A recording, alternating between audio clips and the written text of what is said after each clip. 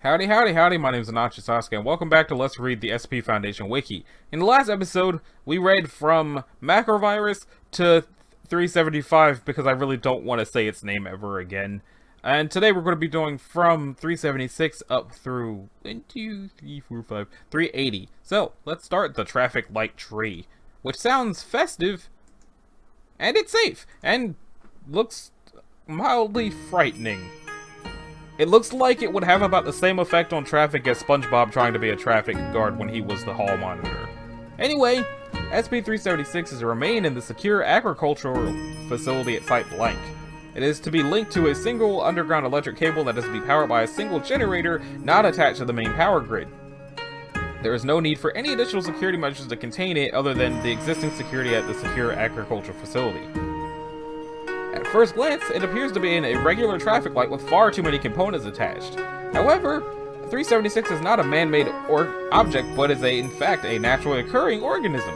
It is currently unknown how or why it has managed to mimic the appearance of a traffic light. Testing has revealed that the exterior of 376 is actually composed of organic material rather than steel. The bark that it produces hardens to form a protective coating around 376 that takes the appearance of steel. However, while the bark does appear and feel like steel to the touch, the bark is not nearly as strong, only able to withstand stresses similar to regular tree bark.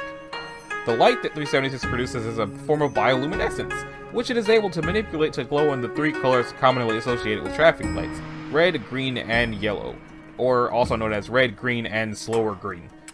376 is somehow able to control which light activates and does so in a predictable sequence, though it is not known how or why. Extended video recording of SCP-376 shows that it has an uncontrolled growth rate, necessitating constant care and trimming. How do you trim a traffic light? Each individual traffic light begins as a bud, but will quickly mature to a full-size traffic light within the space of several minutes. Damn. The appearance of a new light on 376 typically happens every 9 to 10 days. Removing one of the lights causes it to cease functioning, and the wound caused in 376 will immediately be closed by growing extra bark. If left alone, the light will eventually biodegrade and rot like any other organism. Unlike other plants, 376 does not use photosynthesis to sustain itself. Instead, its roots will dig through the pavement and ground towards the nearest power line. SCP-376 roots are capable of penetrating underground power lines and patching into them, effectively reattaching itself to the power grid. It uses electricity that it obtains as the primary energy to create food rather than sunlight. In terms of reproduction, SCP-376 has a rather unique method of propagating itself. Rather than using regular spores or seeds, it is able to transfer seedlings through the power grid it's connected to, meaning that a new instance of 376 can be created anywhere the power lines reach. For further information, see Experiment Log A.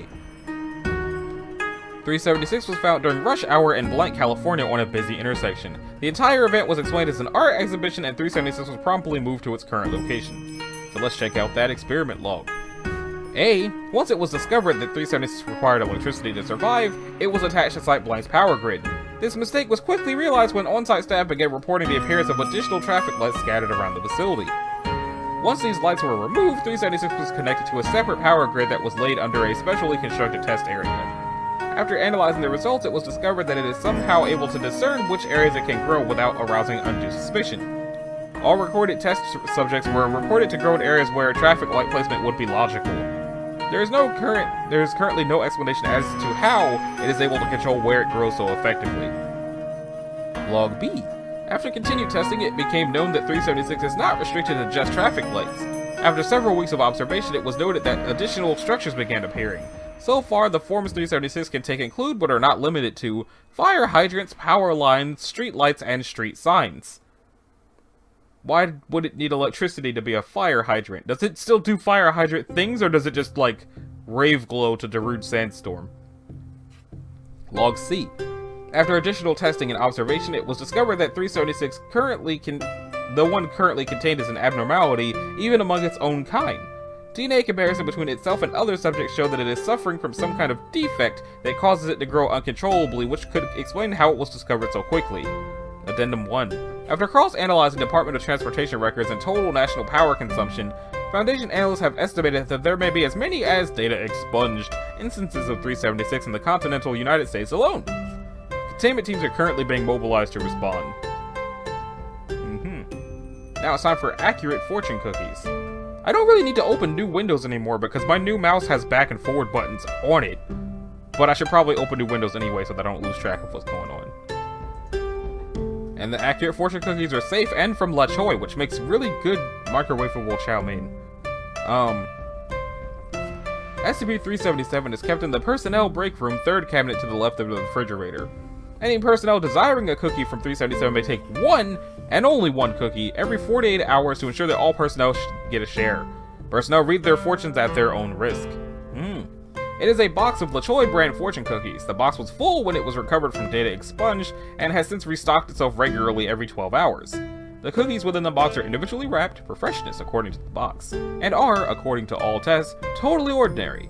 Each cookie contains one 18 by 58 millimeter piece of paper on which a fortune is written in blue ink. All of these properties are consistent with a box of cookies from this brand. However, the fortunes contained within each cookie are not consistent with those provided by the standard product. Fortunes appear to be specific to the individual opening the cookie and have thus far shown to be 100% accurate, ranging from vague indications of coming success to specific predictions regarding personnel's personal lives. The fortunes are not, however, always positive. It is unknown whether the fortune cookies actively predict future events or in fact cause future events to occur. So, the following is a partial log of some of the more notable fortunes given out by it. Fortune text: it's a boy! Subject's wife water broke less than an hour later. Child was male. Fortune text: the weather is really just not your friend today. They were hit by lightning, but made a full recovery. Keep playing, you're gonna win soon.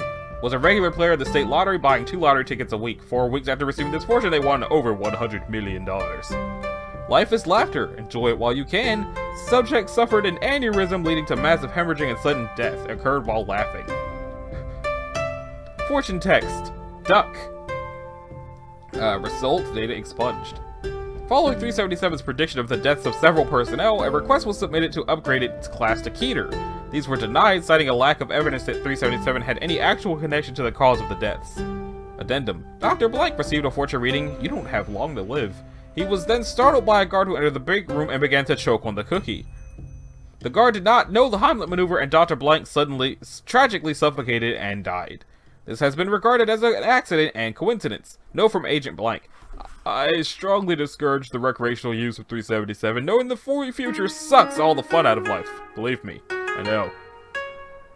Okay. Could have been worse. The brainworm is probably worse than the fortune cookies. Yep. Okay, let me drink some water first.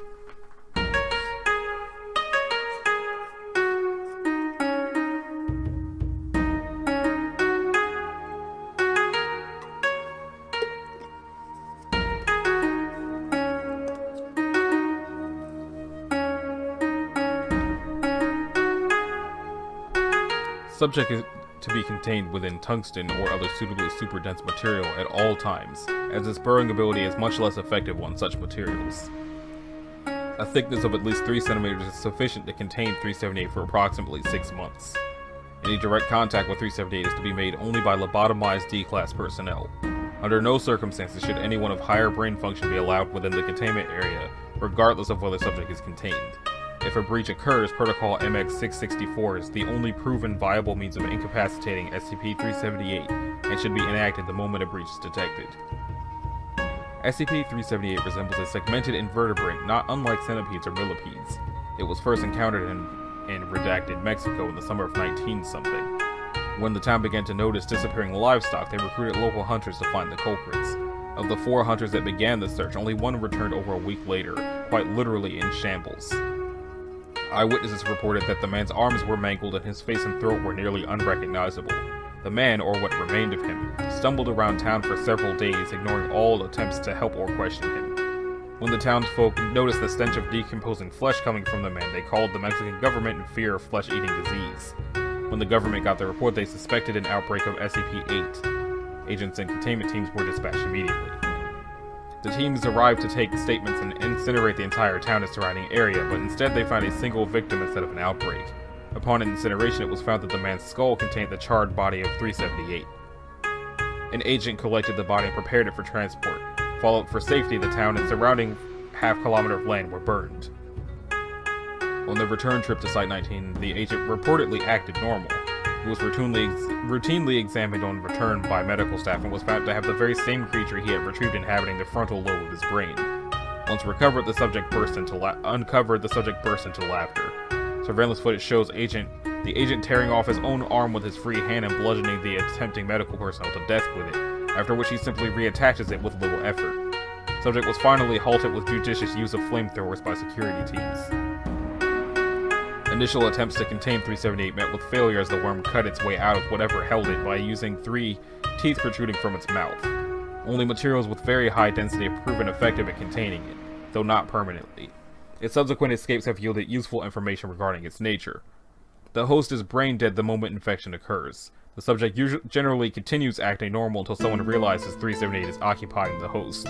This leads to speculation that it gains access to the host's memories and other personality traits. This poses a considerable risk when higher level personnel are involved. The invertebrate form of 378 is nigh indestructible. All attempts to eradicate it have failed, though fire seems to work well at incapacitating it. Requests to expose it to various SCPs are pending approval. SCP-378 cannot leave a host body of its own volition. Once inside the brain of a host, only the host's death can allow the creature to escape. The reasons for this are unknown. The host of 378 that 378 takes have been known to speak, but in a language none of our staff are able to recognize or translate.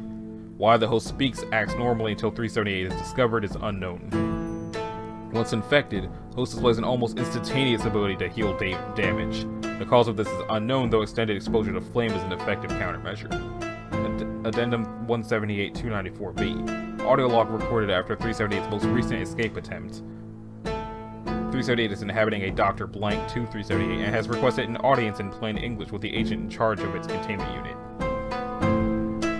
So, you stowed away in one of the D's brains. Not really. Most of the brain wasn't there. I stowed away in the empty space, but that's semantics, I suppose. You specifically requested to speak with me. Given your lack of compassion until now, I take this as something important. You're astute for a human. Yes, there is something important we must discuss. My brothers will awaken soon. Brothers? There's more of you? A great many more. Considering your inability to keep even one of us under control for extended periods, I can only imagine the chaos several million will cause. Millions? Why are you telling me this? Because the speaker world won't support us for long. With your lack of advanced technology, it might take thousands of years to find a way off this planet once it's consumed. I don't think I could stand another 20 millennia floating in space with nothing to eat. So then, what do you want? I want you to kill them all. I want to make sure this paradise doesn't dissolve before my eyes. I'll tell you how to kill them, but in exchange I want 2 things. Go on. A new host once a week. The inside of human skulls get uncomfortable when they're broken in. I like to change surroundings. As you no doubt recall, I'll need your assistance for that. Also, I asked to participate in the act of sex. Of all the minds I've partaken, this seems to be a rather prominent activity for you. Memories are but a glance. If this sex is really worth all that you humans go through for it, I think I'd like to experience this. Sex? Why? Would you ask the same question if I were a normal human? No. Then let's pretend that I am, yes? What's to stop us from using the information you give us to kill you? You truly are a primitive race. My brothers may share my genes, but not my physiology. Do you really think I'd tell you how to kill me? Do we have an agreement? I suppose we do, for now. But one last question. Why are you... Oh, that's the agent. Okay. Do we have an agreement? I suppose we do, for now. But one last question. Why are you here? On Earth, I mean. Ah! Why are you here, agent? To stop you. Precisely. SCP-378 refused to speak further on the matter. It should be noted that the operation to exterminate the brothers was deemed a success in spite of nearly 85% loss of the teams involved. While effective, the methods suggested by 378 were terribly inefficient. Subject seems amused by this. Recommended further study of recovered corpses of brothers in hopes that some method of neutralizing 378 might be found. Okay, so it's Keter because it's indestructible. Now it's time for a mechanical pheromone, which sounds interesting. And safe, so I don't have to do the Keter voice for this one. SCP-379 is to be kept in Vault Blank at Sector someplace when not in use. When being transported, it should be carried in a locked and padded container such as a padded briefcase, as the bottle is fragile. As our supply is limited, all testing and experimentation must be authorized by the doctor beforehand. So what is it? It is a translucent, pale silver liquid contained in a small crystal bottle. And there's a picture of the bottle. The bottle is topped with an atomizer cap which delivers approximately 1/2 milliliter of the clear substance inside the bottle. The bottle itself has no noted properties of any particular interest.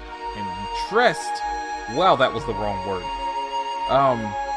However, the liquid inside, while scentless and ineffective to normal human beings, has the strange effect of inducing a state not unlike human infatuation upon electronic and mechanical devices. When applied to a person or some object, any machines or electronics in the vicinity, aside from those wearing 379, will begin running in an overheated state, unable to process as many commands and consuming more energy. For cybernetic systems or computers deemed sentient, the target seems to exhibit a more humanistic qualities of typical infatuation, including a preference to be around or in contact with the wearer of 379, more willingness to cooperate with anyone in the room while the wearer is present, slower response time in machines, and a slight higher chance of minor glitches and malfunctions. It has been suggested that to expose aggressive SCPs such as Blank to 379 to see if the pheromone can reduce their aggressiveness, perhaps allowing us to ask more questions about their function. It has also been suggested to try it on SCPs that are not mechanical and do not exist in our 3D real-world state, as is the case with 732, to see if the pheromone affects them, deemed unlikely. There is no known reason as to how the sporting of 379 affects most machines. It does not release any sort of scent or detectable pheromone into the air. It has been suggested that 379 has an electromagnetic frequency of some sort, but tests have proven this theory inconclusive. Further tests are to be limited until chemical composition is established to determine if 379 can be artificially replicated. Addendum A. Experiments with 379 and 915 show that purely mechanical devices of sufficient complexity could be affected by 379. 915's intake of air increased threefold, but this was not accompanied by a detectable increase in computation speed. Requests have been made to test if the internal shifts of 915 increase in response to 379. Due to lack of quantities of 379, continued experiments with 915 are denied. I wonder what 915 is. Now it's time for the biological networking device, which is safe, and it looks like a really outdated router, but it says Bluetooth on it, so what do I know? This object should be kept connected to a small computer in Help Lab in the off position. The object may be disconnected and moved to any computer that is capable of an internet connection, but by the request of Dr. Blank, should never be attached to a computer with internet access. So then, it is a small blue box with it appears not unlike an internet router. That's what I said! It has a single antenna, a few lights, a power switch, and a single T3 line female connector. Although there is no plug for an outside source of electricity, 380 will work when it's connected to a network-capable computer and the power switch in the on position. The device seems to be compatible with any computer it's connected to, hereafter referred to as 381, and will open a large network connection. Low-performance computers are commonly unable to maintain said connection. Instead of wireless connections to other network computers, however, the network is made up of biological entities within a 15-meter radius. Entities compatible with this network include but are not limited to humans, animals, and plants. As networked entities enter and leave the radius of connection, network connections are respectively formed and severed. Test subjects, and it is assumed all biological entities, are not aware that they are connected to a network.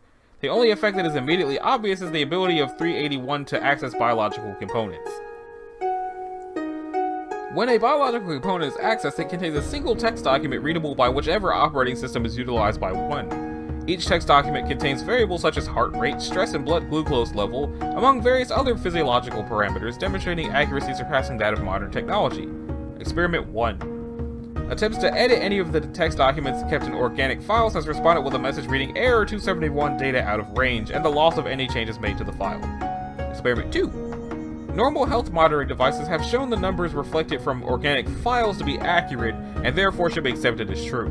Requests to research 380 as a potential health monitoring system are pending. So, for the sake of staying in order for how I want episode 100 to go, I'm going to just let this episode be a short one. In the next episode, we're going to start with the pyrotechnic polyphony and go to the personal anti-gravity field generator. So, this has been Anachi Sasuke. This was episode 91, I believe, of Let's Read the SCP Foundation Wiki. If you liked it, a like and a subscribe will be groovy. If you didn't, you don't need to do either one of those things, and I will see y'all in the next one. Later!